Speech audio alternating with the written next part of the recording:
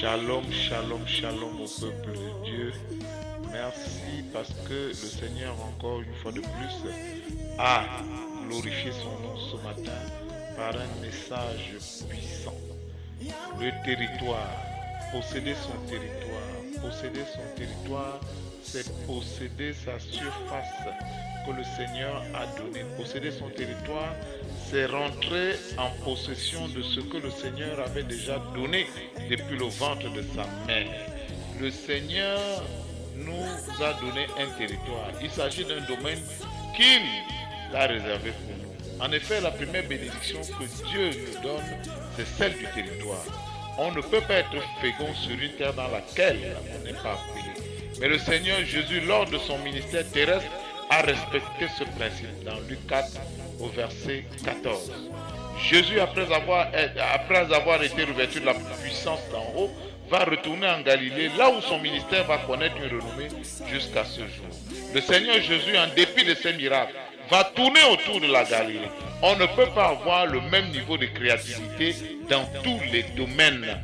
Nous prenons également le territoire. Il y a un territoire sur lequel Dieu te rendra fécond.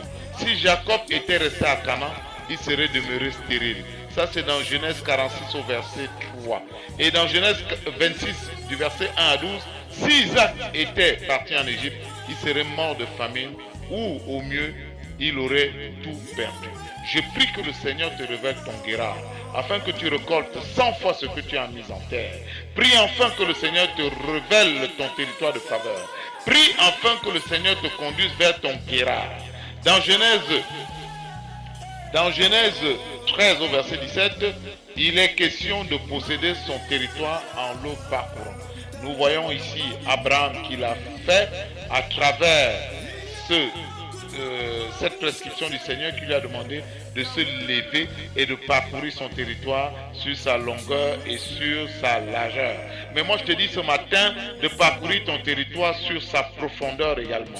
Parce que si tu ne parcours pas ton territoire, tu ne peux pas le posséder. Pour que tu possèdes ton territoire, il faut le parcourir de long à large. Il faut dominer les 4 angles de ton territoire.